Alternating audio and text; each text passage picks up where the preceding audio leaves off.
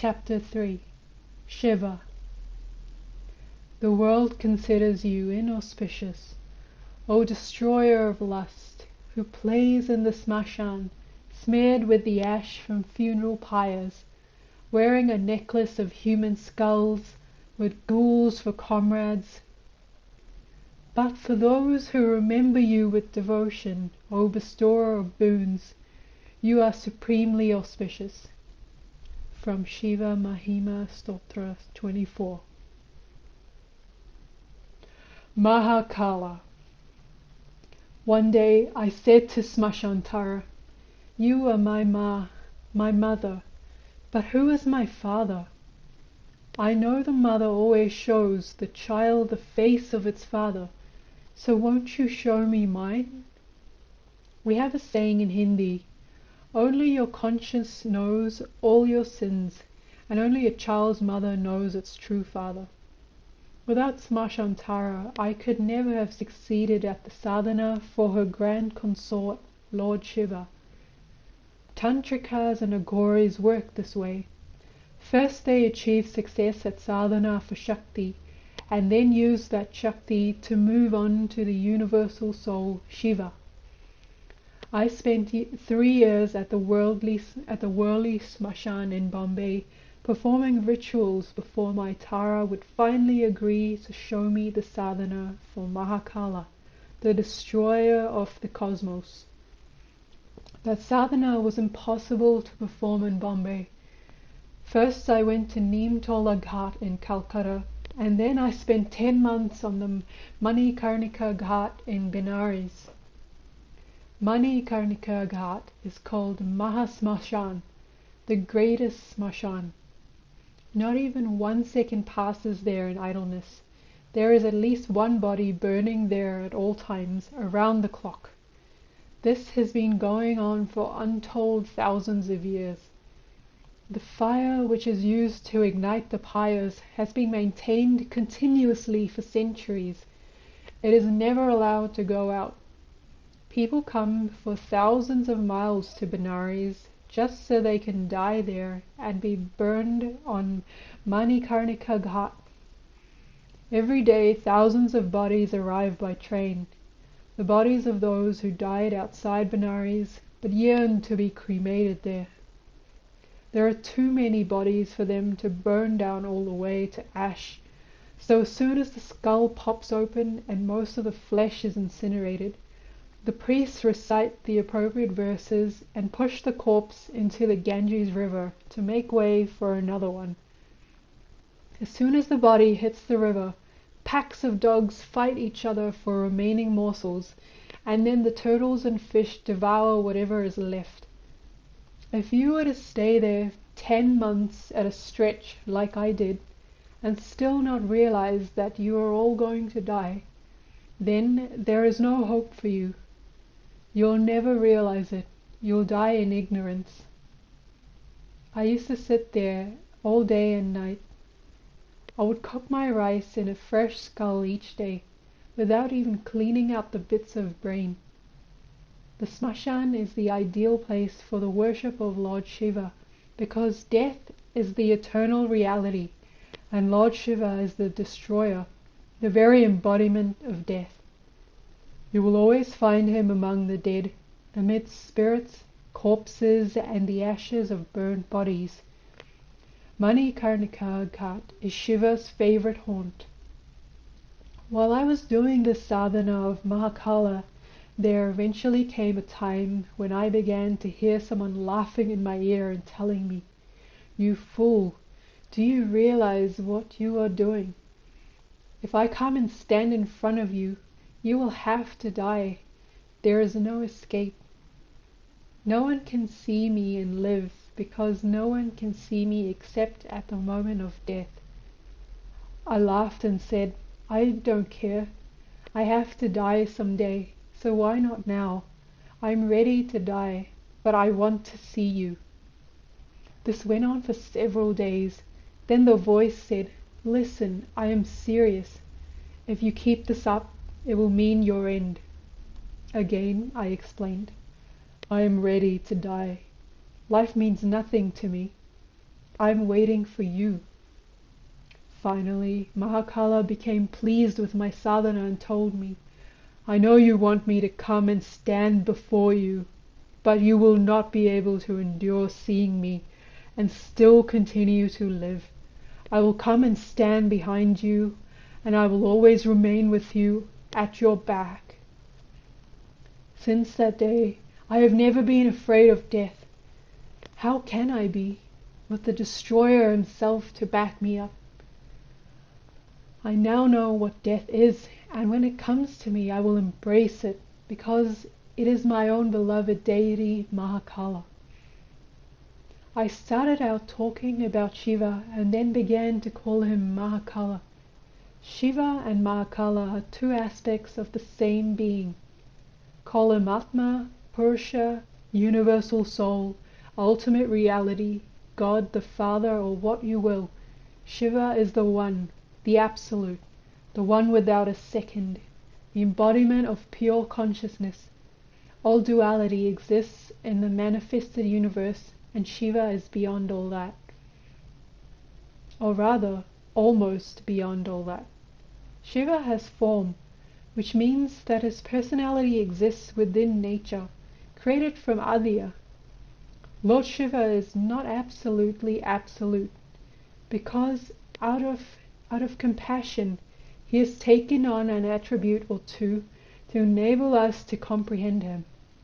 These attributes, though, do give him certain limitations, very subtle ones, of course, so subtle that from our point of view they are no limitations at all.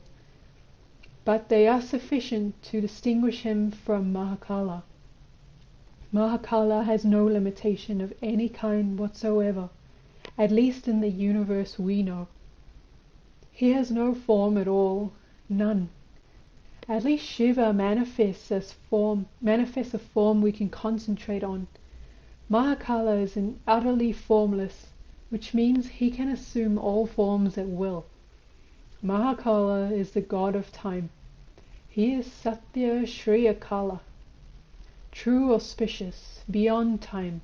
He is time. How can he be subject to it? Since time exists only for mortals, Mahakala must be immortal, which makes him true because he is absolute, free of the taint of Maya.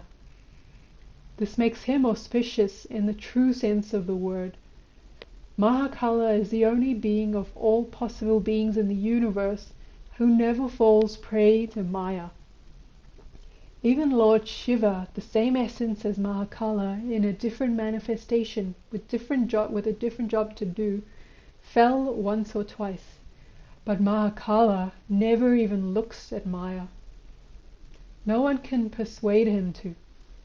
When he comes to you, no matter how hard you beg for 5 minutes just to put your affairs in order, no, is the only answer you will get. Even when Lord Krishna himself could not induce death to wait for even a moment, how will you be able to do it? Why is this? Because Mahakala is the pivot on which the entire universe turns. On the one hand, there is Saguna Brahman, the samsara, which is the infinity of forms, endless. On the other is Nirguna Brahman, which is formless infinity, absolutely no form, zero as far as form is concerned. Between these two, connecting them together, is Mahakala.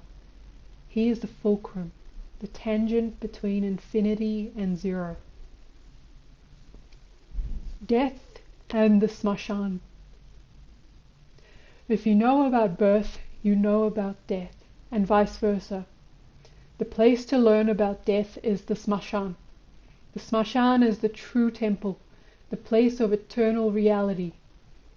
When you go into an ordinary temple, you go to ask for some benefit, and if you see a pretty girl or a handsome man there in the temple, you will forget about the deity and start thinking about how to get hold of that attractive but very impermanent human body. In the Smashan, though, all you know is sadness and tears, If a man sees a woman, he has to think, yes, she will die and be burned or buried like everyone else.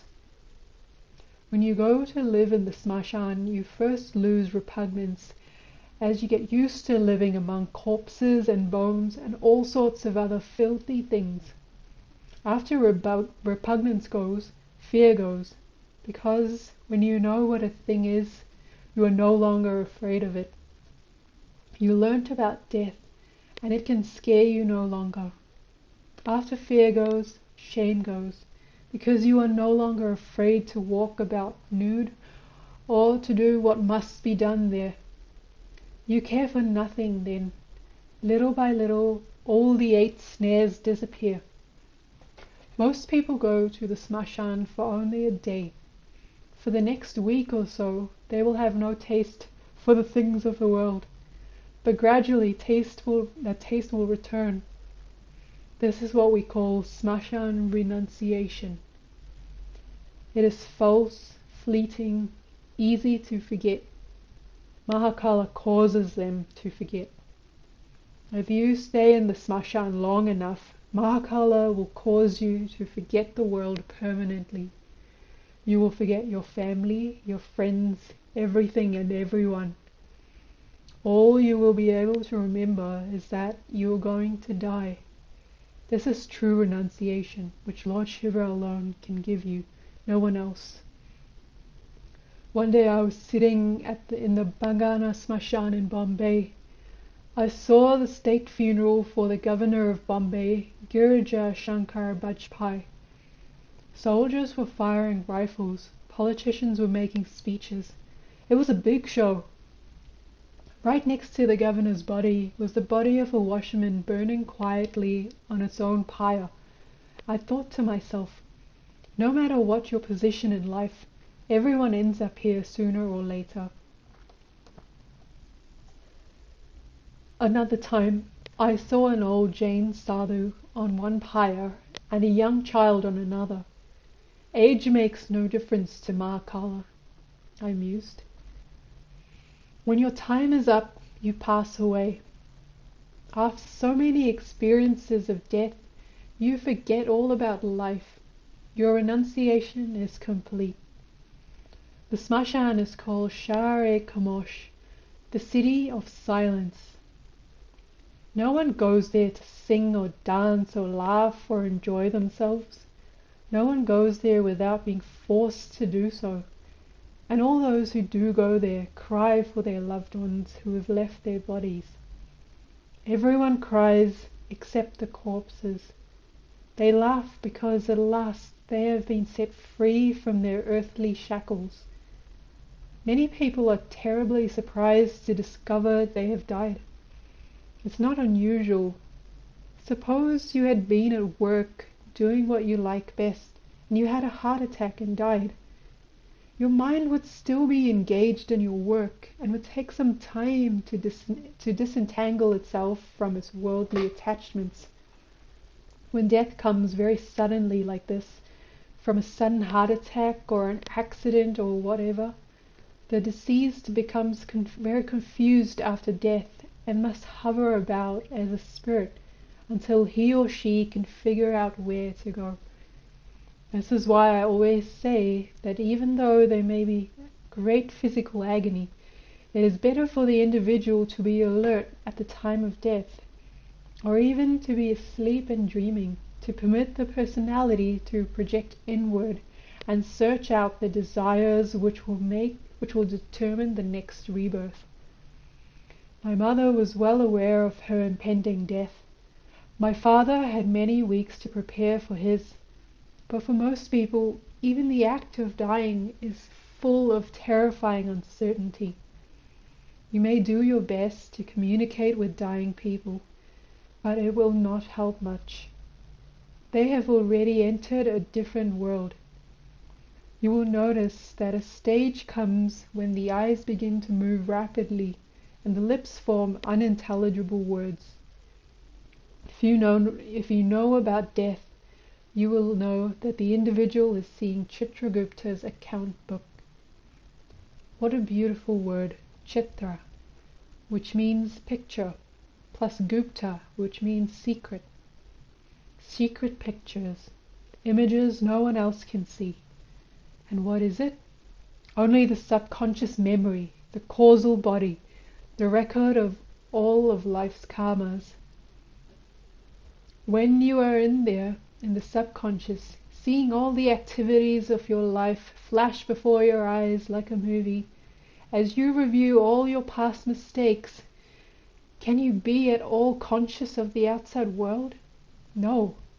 Your ego, which up until then has projected outward through your sense organs into the external world, self-identifying with the body, now projects inward into the subconscious, trying to find something to self-identify with, selecting the karmas for the next birth. So the son or daughter may be wailing, "Oh mother, mother, mother, please forgive me, I never knew." But it is too late, because the mother is entirely unaware of what is being said. She has had to leave all connections with her physical body. There is a way to force a person to be alert at the moment of death. You can actually force the ego back into the subconscious mind and then communicate with the dying person for a few minutes. But it is very difficult to do. It is always best to have gone through the process of dying while you are still alive. This happens, for example, when someone dies on the operating table and is then brought back to life. The scientists who are studying death nowadays have interviewed a bunch of these people, and they have identified some of the sensations which one experiences at death.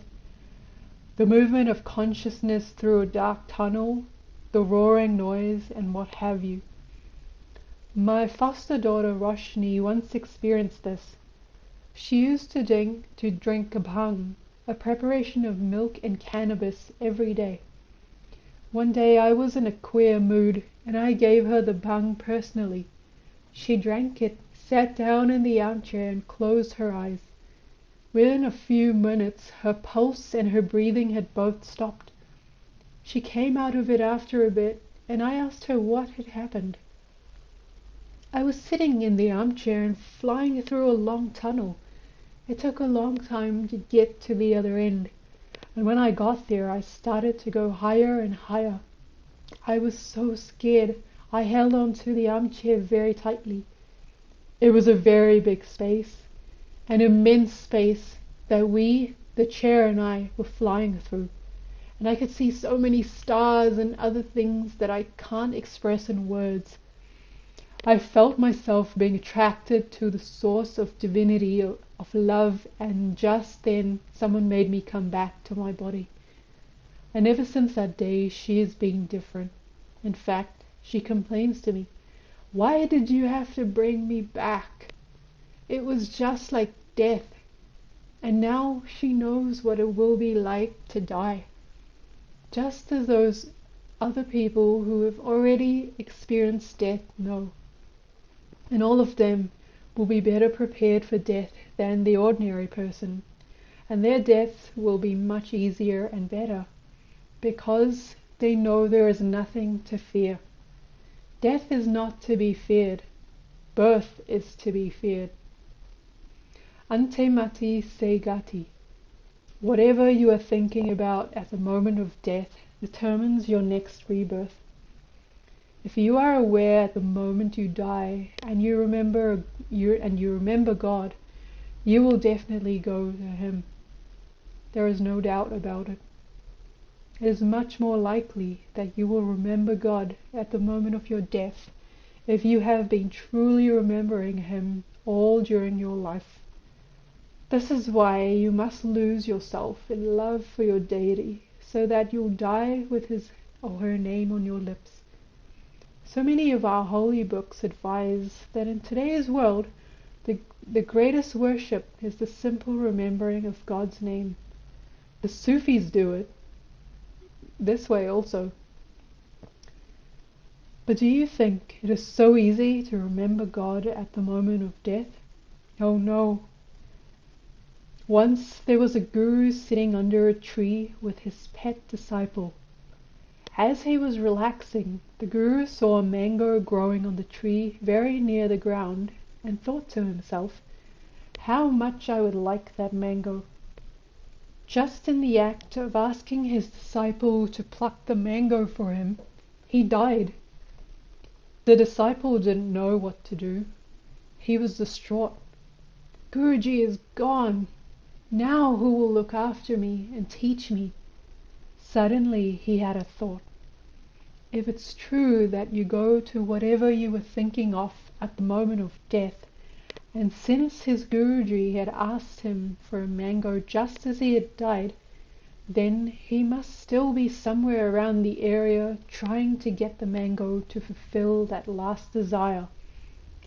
So the boy plucked the mango, and not knowing precisely what he was looking for, inspected it carefully. He found an ant crawling on it, and from nowhere, seemingly, another thought came to him. Why shouldn't Guruji be in this insect? He took the ant between his thumb and forefinger and crushed it. Immediately his mentor was standing in front of him.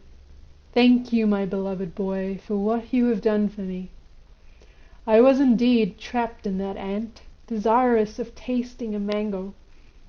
You may have saved me from many lives of groping about in Maya." And he blessed the boy and disappeared. This does not mean that you should go around squashing ants. You had better know what you are doing before you play around like this. The boy in the story just got lucky, or perhaps you could say destined for it. How did he know that the ant was his teacher?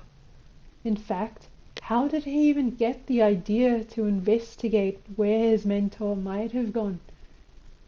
It was all the play of his guru. His guru inserted these two thoughts into the boy's mind. This is the beautiful play of guru and disciple. The guru always knows what is going on, but pretends to be ignorant. The disciple is expected only to be sincere. But if you are not in a position to know about these things, then don't fool about with them. In this case, the Guru himself was lucky. Suppose the boy had been a dullard or ignored his intuition. The Guru might easily have become entangled in Maya again, though through even such a small desire. Here is another story. There was an old woman who was truly pious. She worshipped God regularly, daily for several hours, and in fact didn't do much else. Toward the end of her life, she became blind and had to grope from place to place, but this made her worship all the more perfectly, since she lost most of the distractions of the outside world along with her sight. She was purely a vegetarian and ate very little. One day as she was preparing her food, she accidentally stepped on a baby mouse, which she was unable to see, of course. The mouse died with a squeal. She was soft-hearted and thought immediately, "What has happened? I have killed something." And with this in her mind, she suddenly died. Well, ante mati sagati, that last thought at the time of death was for the mouse, so she had to be reborn as a mouse. Then, because of the eternal fight for food, greed and anger returned to her, and she was back on the downward spiral through the samsara. So even the slightest attachment can do you in. On the other hand, even the slightest attachment to God can save you. There was a man named Ajmila who had performed plenty of bad karmas in his life. As he lay dying, he could remember nothing but the name of his son Narayana. Now Narayana is the name of Vishnu, the preserver of the cosmos, and at the moment of death, the name of Narayana was on Ajmila's lips. 2 demons came to drag his soul down into hell, so that he could atone for some of his karmas. But an angel stopped them and said, "How dare you try to carry this man away? Don't you know he died with the name Narayana on his lips?" The demons laughed and said, "Oh, sure. He was calling his son. Is that devotion?" The fact is, he remembered Narayana, who exists in every human anyway. "He is coming with me," said the angel. And Ajmela did get to heaven. Of course, he must have done plenty of penance in earlier births to get an opportunity like that, but that shows the power of God's name. Almost no one knows the time of their death, but thanks to Mahakala, I can know everything about how my friends will die, when they are due to die, how death will occur, how many people will be present to witness it, under what conditions the death will occur. Since now I have a special relationship with Mahakala, sometimes he can be induced to show his magnanimity to them. Suppose someone's destiny mentions a lingering death after an accident. Mahakala can arrange to finish that person off immediately at the time of the accident. No suffering. You cannot outwit Mahakala, but you may be able to prolong life. Mahakala always needs an excuse to take you, a commitment cause. If you avoid the specific situation which is fated to cause your death, you can go on, but very few can avoid it. Mahakala's effect on the mind is just too intense. Just recently, one of my friends decided to go to Talegaon, a town near Pune, on a holiday. I told him, "The next fortnight is extremely crucial for you. Don't leave Bombay if you value your life." But he insisted upon going. When he got to the railway station, the lines were blocked and no trains were moving. Instead of interpreting it as a bad omen and going home, he and his wife sat on the platform and waited several hours until they could get a train. They went to Talegaon, and a few days later he died. No matter how long you are able to evade it, death becomes inevitable eventually. You can't cheat death. Only one person is accepted, the yogi. If he knows enough, he will know about his own death 6 months before it occurs, because then the prana will start to leave the body. Then, if he likes, he can decide the best day and time to leave his body. And when he's ready, he will call all his children together and receive his last blessings. After he says goodbye to each one, and the auspicious moment he has waited for has arrived, he sits in the lotus posture and goes into a trance. Suddenly there is a loud pop, fat, and a jet of blood spurts up from his Shivarandra. That is, he is gone, free. Remember what Kabir says, "When you come into the world you are crying and the world is laughing. You must live your life in such a way that when you go, the whole world will cry and you will laugh." And he did it too. But it is very uncommon to die aware like a yogi does. If people could only know what happens at death and after death, they would not make so many mistakes. My Ravi and I burned my father Banganga in the same place where I burned my mum and my son Ranu, and where I will be burned one day. When my father's body was in flames, don't you think his spirit must have been hovering about it somewhere? Of course it would have. Suppose you came home from work one day to find that your landlord had thrown you out of your flat. The building had been condemned by the city and then demolished. Wouldn't you hang around that area for a few hours or a few days to reorient yourself? Every dead person hovers about the body, wondering what to do next. Why do you think the Hindus cremate their dead only a few hours after death? Because the spirit may have some hope of returning to the body as long as the body exists.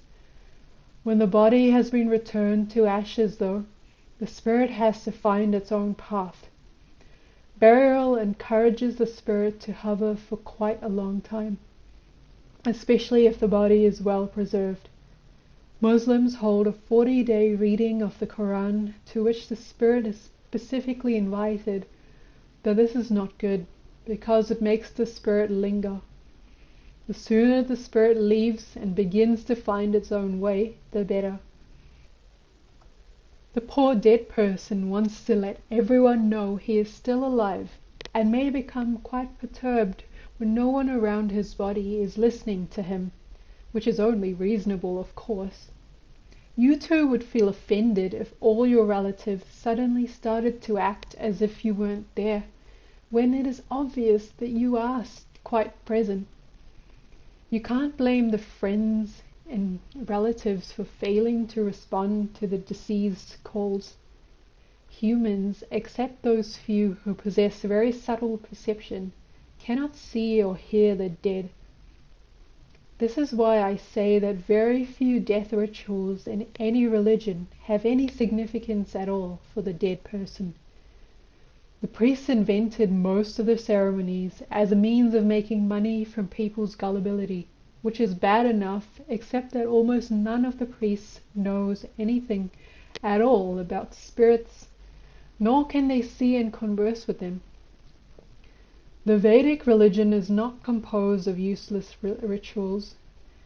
Those which are meaningless were added later by greedy priests. After death, the corpse is to be bathed according to tradition. This is an example of a meaningless ritual. Is there any use in bathing a corpse? Have you ever heard of anything more ridiculous? What is the use in cleaning it when, in a few hours, it will become ash, or worm or vulture food? Is the deceased worried about feeling clean when he no longer has a body? You know, one day I had an interesting thought. We Indians are mostly vegetarian, and when we die, we are eaten by vegetables. That is, we are consumed by wood, which is a plant material. We eat plants all during our lives, and when we must die, the plants eat us in return. This is the law of karma. Muslims and Christians are predominantly meat eaters, and when they die, they are buried and become meat for worms to eat. Parsis are also meat eaters, and when they die, they are exposed to the towers of silence, and the vultures come and feast on them. I tell you, there is no escaping karma at all, except by grace. What is even more amazing to me than the way people hold tightly to tradition is the changes which come over the deceased loved ones.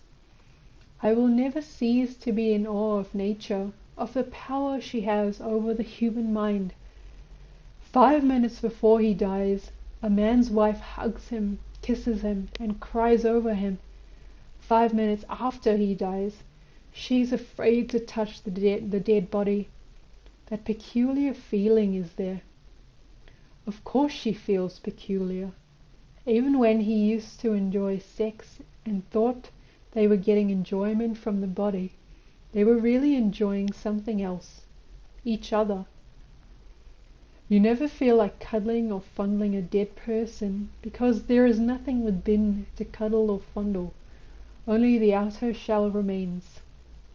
Shall I go further? After the husband dies, his corpse is removed from the house, and even after his cremation, the ashes never brought home. Why? Because a spirit might come and trouble his wife. How absurd! Don't people have any common sense? They have been married for years, and they must have made love hundreds of times. If the spirit does come, he will love her. He will try to help her out. Isn't it logical? But when it comes to death, very few do what is logical. When Roshni's father died, I warned all his relatives not to waste money on any rituals. I told them frankly that there was no use, and whatever could be done for him was up to me to do. His sister said to me, "You are Hindu. What do you know about our Parsi religion?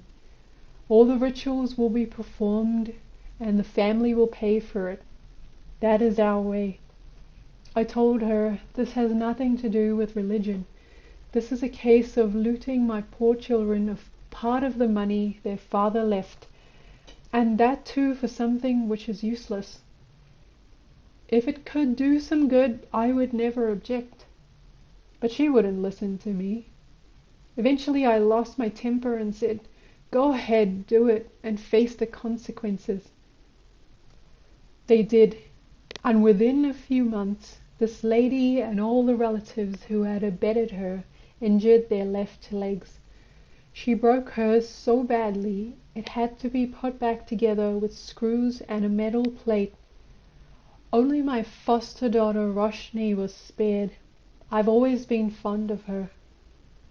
When one of my Guru Maharaj's disciples died, I was told that he was going to be burned on a sandalwood funeral pyre, which would cost about $3,000.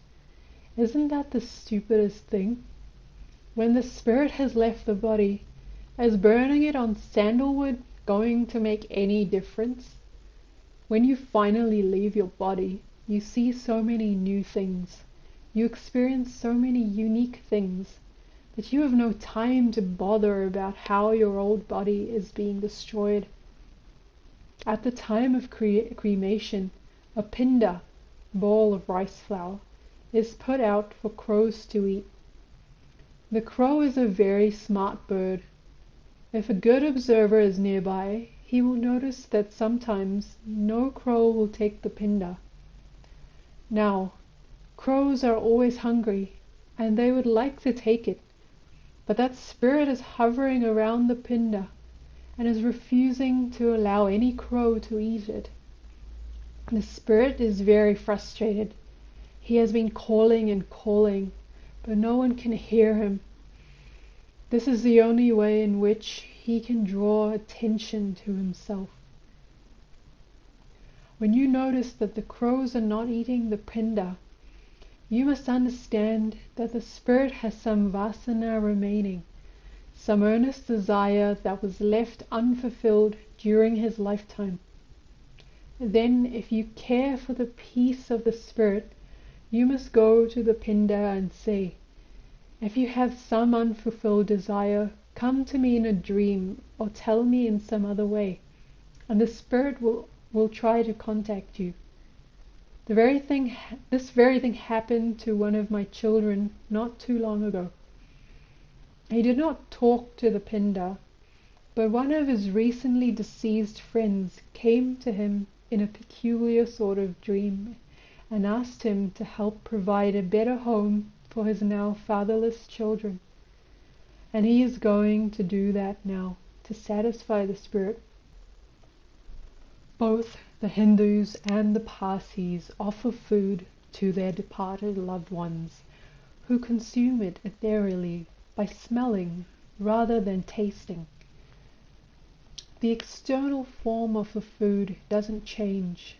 I caution everyone I know never to eat food offered to a dead person. Such food has been polluted by the spirit's intense desire to return to physical life, which has a ruinous effect on the mind. You can even make a practical demonstration of this. Find a saint in samadhi and put some of this food into his mouth. He will directly come down from his samadhi. The pull of the physical is so strong. Priests are well known for eating such food, and this explains why their intellects are so materialistic, even though they worship continuously. The rituals of death in their simplest forms have been propounded because there is some value in doing them. But you need to know what you are doing. Do you have any idea why we Hindus always lay the corpse out on the ground with the head to the north? You know that the magnetic lines of force of the earth run north and south. There are 3 important benefits in this practice. First, rigor mortis sets in quickly and decomposition is hastened.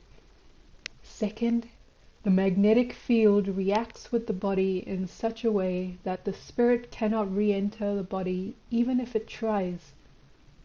Third, in this position it is easier to perform Kilana on the spirit and do Pitri Tarpana immediately, which will help the spirit to find its way to a new womb much faster and easier. After death, the spirit is confused, uncertain of what to do. It is up to you as a loved one to do your utmost to give some direction to the after-death experiences to minimize the feelings of loneliness and terror of the unknown. Pitri Tarpada is one of the after-death rituals which is really useful if you perform it correctly.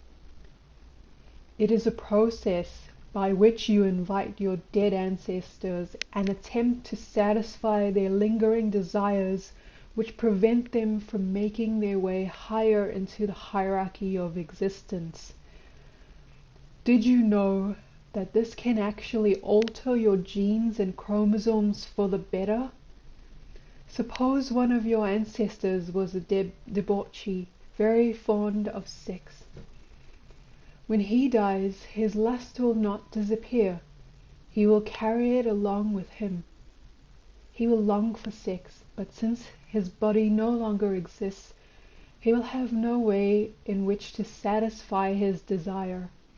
However, his genes and chromosomes still exist. They have been passed down to his children and grandchildren and so on. There is no real difference between seed and tree, is there? One is in an unmanifested form and one is fully manifested. So this old geezer's lust will be felt by his descendants. So long as they have some of his genetic material in them, they will vibrate at his wavelength, at least to some extent. You have millions of genes. Not all of them work at once. How does the body decide which ones work? This is one way. Now, if Pitri Tarpana is performed and this ancestor is made to take birth in a new womb, probably an animal womb, since he is so overcome with the animalistic desire to copulate, he will have a nice new body with which to enjoy sex. He will self-identify with his new genes and chromosomes and will forget his old ones. Then you will be free of his influence on your own genes and chromosomes, because he won't be there broadcasting lust for you to resonate with. This will make your mind firmer, less sexy. Your ancestor will bless you for giving him a means through which to fulfill his desires. Besides, you owe a debt to all your ancestors for having provided your physical body to you, and this is one way to pay off that debt and eliminate the karmic bond. Isn't this wonderful? Everyone is happy. This is one of the many reasons I hate communism. Communists are taught to forget their parents, to denounce them if they work against the state. If you destroy your parents, who are your roots? How do you ever expect to prosper? On the contrary, you'll degenerate, become more primitive and barbaric. I hate communism. Your ancestors are one of the reasons it is troublesome to be reborn. Every time you are reborn, you have to cope with the idiosyncrasies and whims of all your dead forebears. And by the time you are finished overcoming all those limitations, your life is over. That is why, once you reach a certain stage in your sadhana, you begin to crave for freedom from the obligation of being reborn. Let me tell you, salvation, moksha, freedom from rebirth, or whatever you want to call it, is Shiva's grace, nothing else.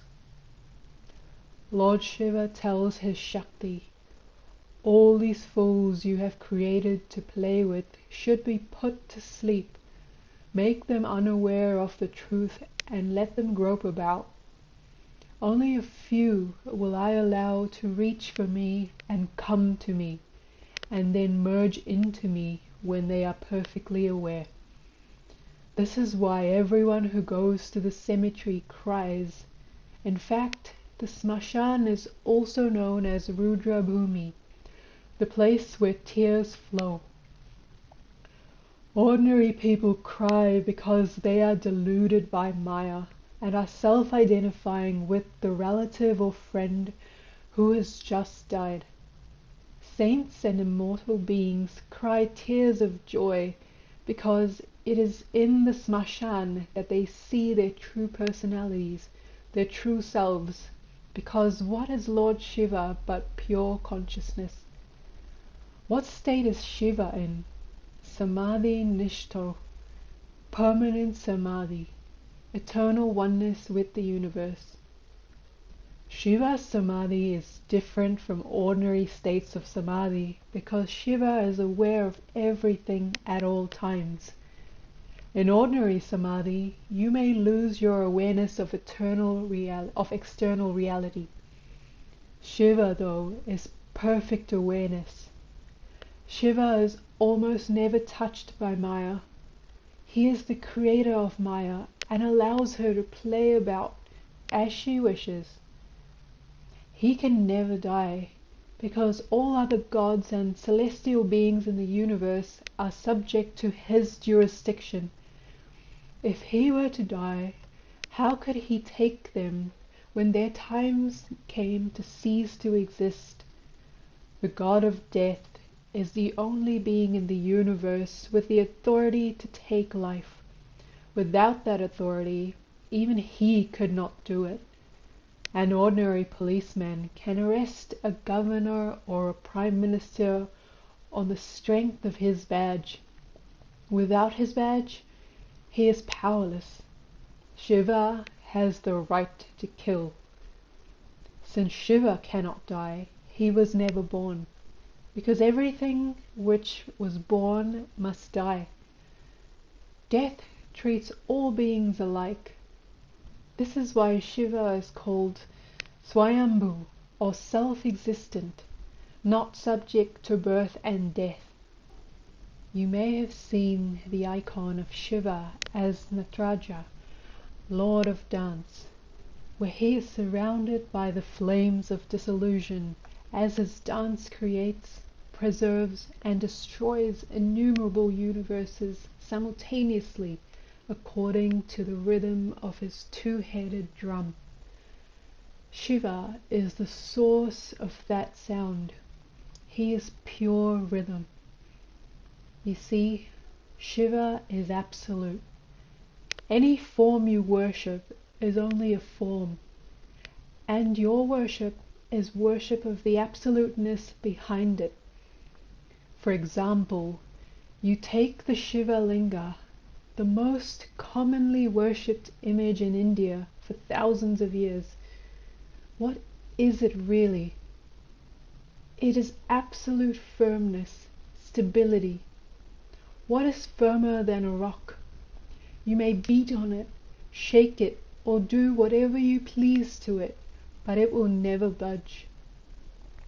The Shiva Linga is Shiva's penis, and the base in which it is mounted is his wife Parvati's vagina.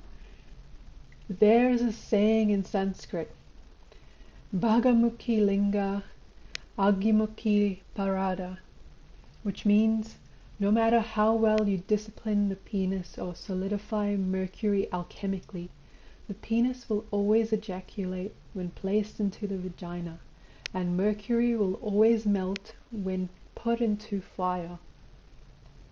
But this is not true of Shiva.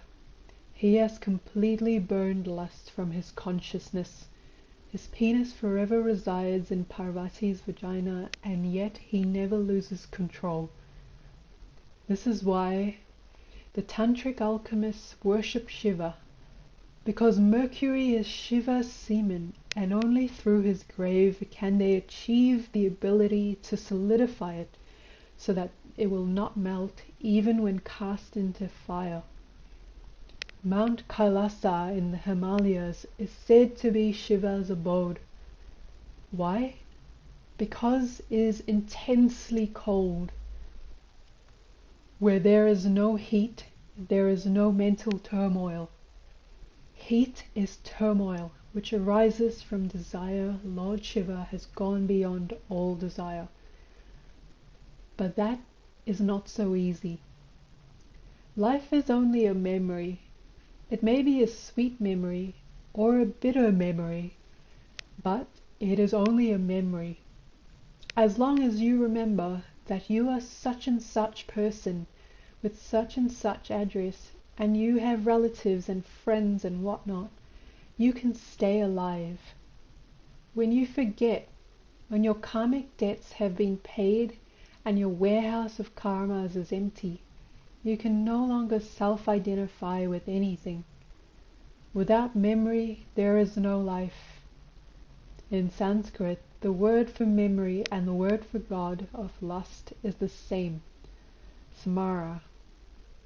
Desire is the cause of karma, and when desire is destroyed, memory too will go, and you will be free.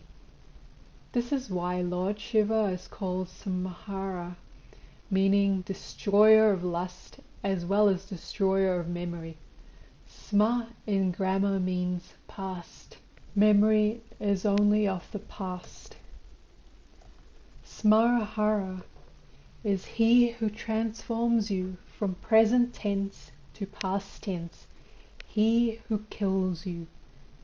Smashan is the place where you go from present to past, where you are transformed from existence into a memory. What happens at death? During life, the body is sustained by the ego, which self-identifies with the body, the relatives, the personality, and so on. Your ego is nothing but your Kundalini Shakti, your own personal fragment of Adya. All during life, your ego tries to find her mate, her controller, Lord Shiva. And because we have forgotten the truth, we find evidence of Shiva in other people and convince ourselves that we have located what we've been searching for. When Mahakala comes to a person, he calls to the Shakti to come and unite with him.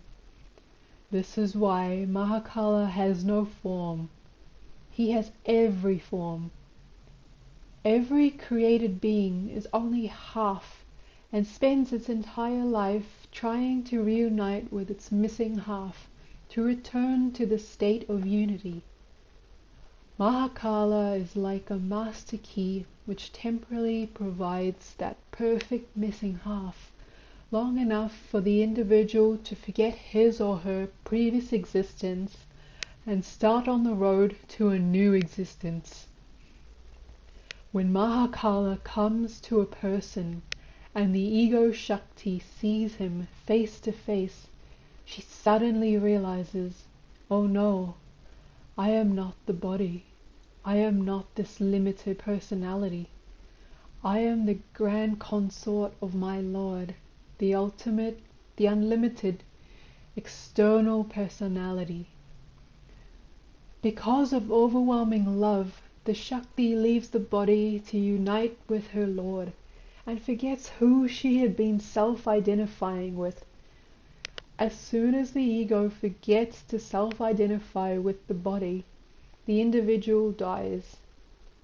Some yogis and some other higher beings exist in the Sada Shiva form. Their individual ego Shaktis are merged together with Shiva at all times, but they are not fully united, since if they were, individual existence would have to be terminated. This is very rare, no doubt, but when it happens, you can go beyond death. Mahakala is a Rudra. He makes everyone cry. Do you know that he also cries out of joy whenever he takes anyone? He thinks, by my magnanimity I have removed this individual from all the pains and miseries of existence, and the fellow was not even aware of my presence. Now he is truly at peace. People are fools to cry for their dead. They should cry for themselves. Lord Shiva is Bholnath, the Lord of compassion. He has not one atom of cruelty in this person. He is the kindest being there is, because he relieves you of all your earthly agonies. Can anyone ever think of asking for more than that? Everyone is afraid of dying, which explains why no one is willing to love Mahakala. Only 2 persons in all our scriptures have loved Mahakala, and both of them became immortal. Markandeya and Nachiketas. Destruction is necessary, but unfortunately, no one is willing to face death. Even for Rama and Krishna, who were real incarnations of God, there was one moment of shock, one tremor, when Mahakala appeared before them. Some slight maya was there, a momentary remembrance of their children or whoever. So you see, the sight of Mahakala is so terrible that even God incarnate quails before him. Even Jesus had a moment on the cross when his faith almost failed him. Of course, the sight of Mahakala is not terrible. It is wonderful. But the ego sees him as terrible because he has come to rip her away from all her attachments, and some attachments go very deep. When she is free, she realizes who she is and who Mahakala is. To remain alert at the moment of death is the achievement of a lifetime. People think death is to be feared. It just isn't so.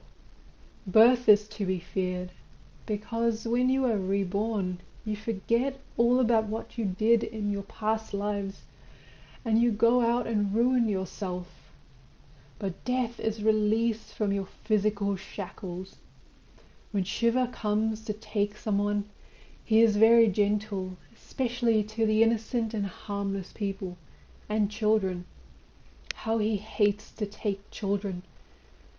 He'll do almost anything for a child, just so it won't feel any fear, just so he can release it from its suffering. Why does he love children so much? Because of their innocence. They remind him of Gopala, Vishnu in the form of a baby. Shiva cannot do without Vishnu, nor Vishnu without Shiva.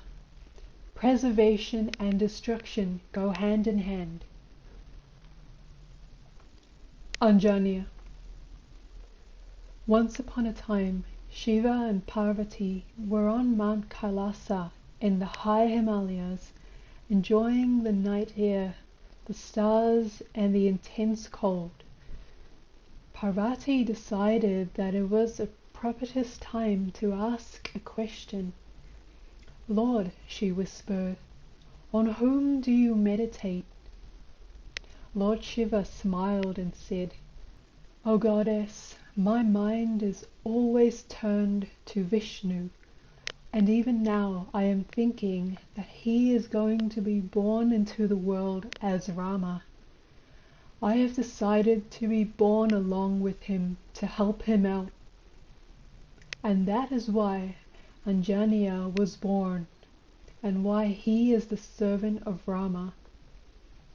Anjaniya is called Hanuman. Some say this is because Indra, the king of the gods, once broke Anjaniya's jaw, which means Hanu, with a thunderbolt. But there is hidden meaning there. Hanuman should be read as Anuman, because he is the atomic force. Anu means atom. The force which moves all matter in the universe. That is why he is called Pavana Putra, or Vayu Sutta, son of wind. Wind being personified as the motile force. And we all know the power of nuclear energy. That is the power of Anjaniya. You can also read his name as Hanuman. Hana means to kill, and as Maharudra, the manifestation of the god of death, Anjaniya is a killer. He is called Ekadasha Rudra, the 11th Rudra, because he has a perfect knowledge of both the dual and non-dual aspects of reality. 11 is 1, 1. 1 plus 1 equals 2. Duality. Once Anjaniya said to Rama, "If I look at you from the point of view of Jnana, absolute knowledge, there is absolutely no difference between me and you. But when I see you through the dual viewpoint, from the standpoint of a devotee, then I am your servant." Anjaniya is extremely clever. On one occasion he was throwing stones into the water and they would float, but when Rama tried to do it, the stones would sink. When Rama asked why that was, Anjaniya replied, "Master, I throw stones in your name and they float, but you are God incarnate, and if you throw something down, how can that thing ever stop until it reaches the bottom?" And Rama was amazed at his answer. No one can match Anjaniya in Vira Bharva or in Dasaya Bharva. He is the perfect hero and the perfect servant. That is why his devotees call him Mahavir, the great hero. He could easily have taken Sita himself and returned her to Rama without any war. After all, he burned down the entire city of Lanka. But no, the play had to go on. It is always better for you to worship Anjaniya in his aspects as the perfect servant, because your qualities of service will develop and automatically your ego will be kept under control. If you try to worship him in his heroic aspect, you will have to endure great difficulties. It's worth it, though. I can't describe to you the feeling I experienced when I first saw Anjaniya. I was in a smashan late at night, and as my ritual reached its climax, a tremendous electrical storm began. The lightning came closer and closer, striking the ground near me, and it seemed as if the thunderbolts were going to fall right on top of my head. The noise of the thunderclaps, Meghananda, was almost unbearable. Even the best of ascetics would run away. Who would not try to avoid being struck by lightning? But no, you have to sit. Thanks to his grace, I was able to endure it, and I was able to see him face to face. In fact, as the thunder worsened, my mood became more exalted. Ah, Now he is finally going to come to me. Anjanya is high, no doubt, but there is no manifestation of Shiva higher than Mahakala. He is the Adi Rudra, the first of all Rudras, the ultimate. Sagal Shah. When someone in India feels some overpowering emotion or has a fright, he will touch his chest and say, Rama, Rama, Rama. He will never say Hara, Hara, Hara, because Rama is part of Vishnu and so preserves life, and Hara, being Shiva, takes it away. Only a very few ever say Hara under such circumstances. Whenever I think of this, I think of my own mother. As she lay dying, she was repeating the name of her Guru Hara Nath Thakur. Hara, Hara, Hara, come to me. How many people have ever died with the name of the god of death on their lips, even inadvertently, as in my mother's case? That is why I always say I am the most fortunate to have had her for my mother. The word Hara comes from the root Har, which means to snatch. Mahakala is he who snatches your life away. He has also been described as Lord of Thieves, because he robs you of your most precious possession, your life. What is life anyway? The worlds, the gods, the demons, everything has been created by the rishis. It is all their play. New creation can only appear when the old disappears, which is why the rishis never allow death to cease to exist. Otherwise, their play would suffer. Death is essential to life. The rishis don't like to interfere directly. Even if your child is a criminal, do you destroy it? Never. So Mahakala is there to do the dirty work of disposing all the old forms. The rishis are actually in charge, though. They pull the strings, and the universe dances.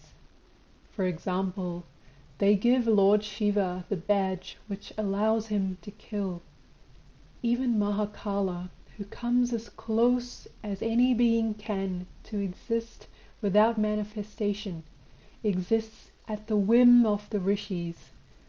And the rishis are beyond human comprehension totally. I have always advocated worship of God with form, but you should realize that when I say this, I mean that you should worship the one who manifests through the deity.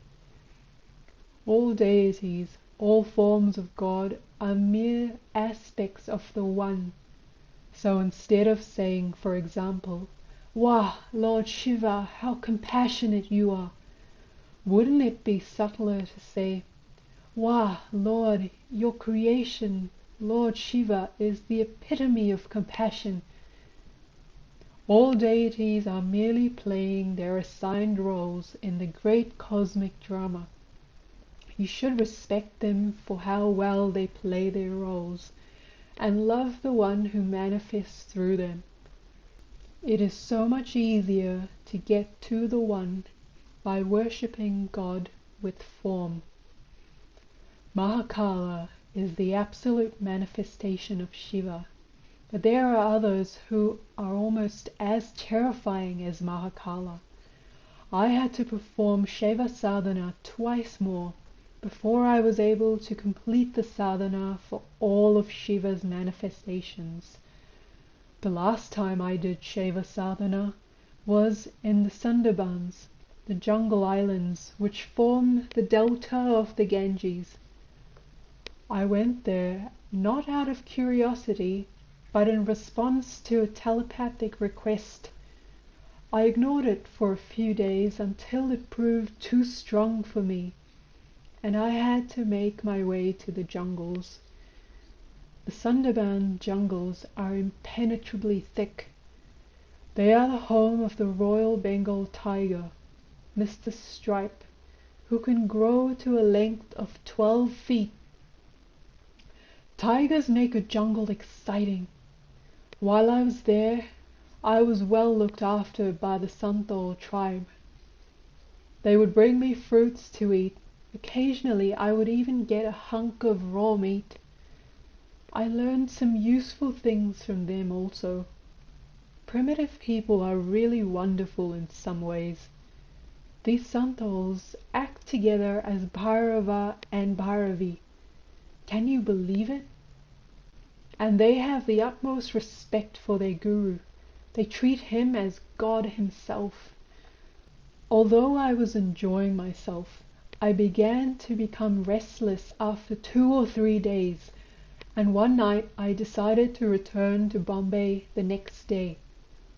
Whoever has called me probably would not show up. That night, while I was sitting in my dhuni, he came.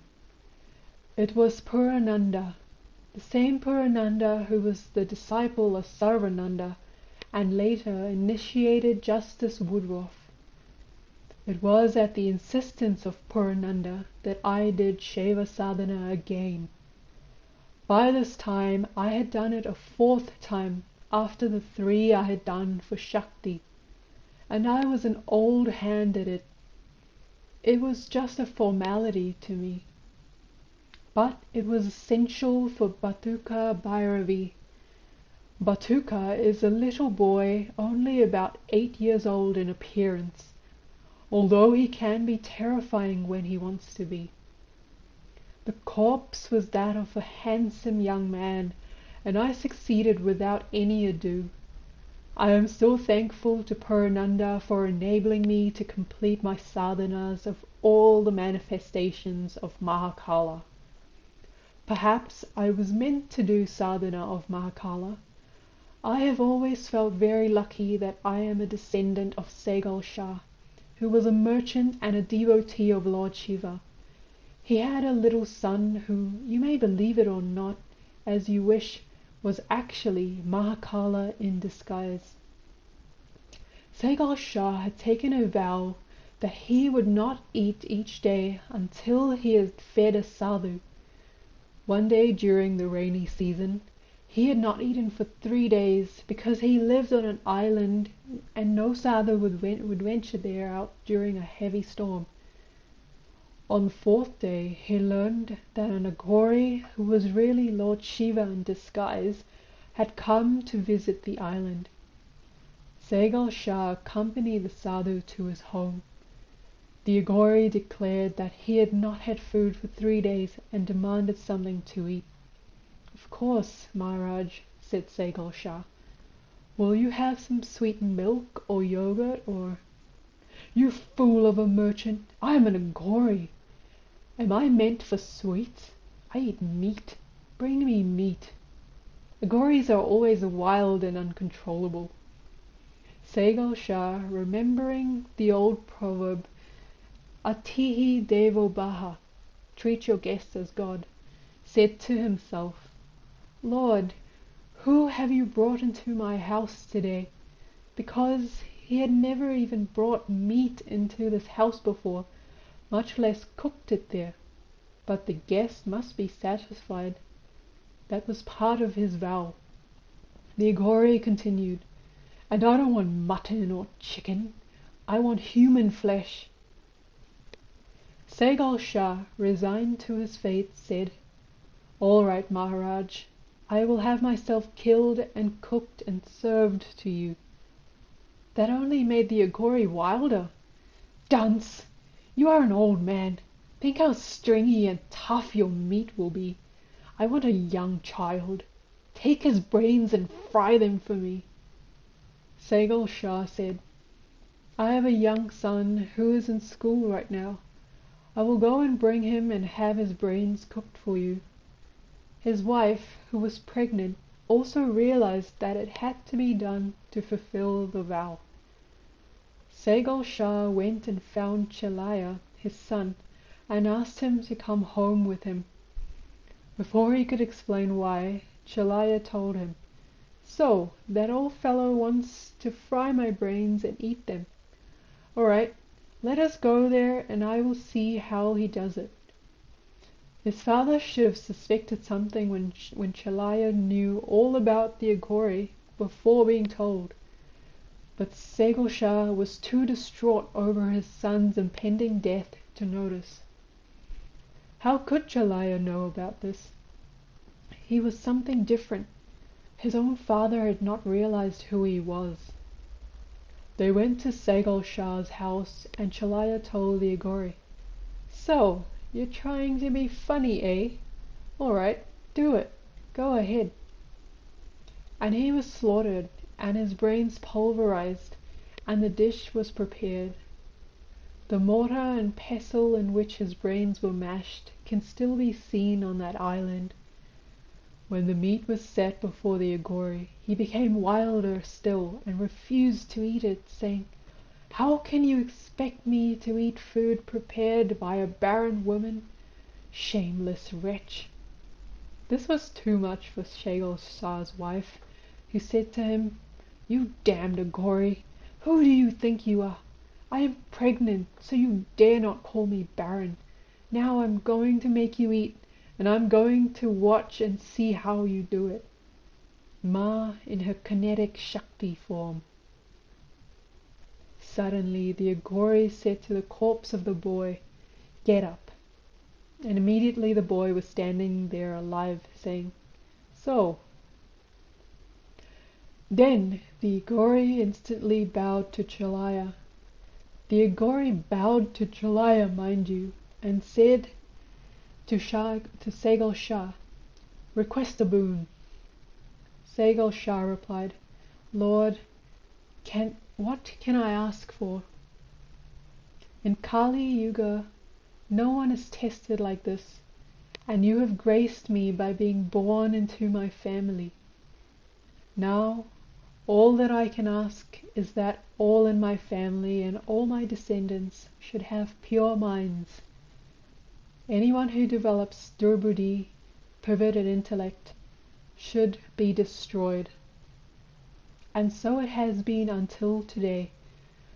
For 15 generations in my family, no one did any work, but the family was fabulously wealthy. And anyone like my father's own brother who tried to act funny and become a criminal died. Our family was the agent for the East India Company, and we used to own all of Bombay.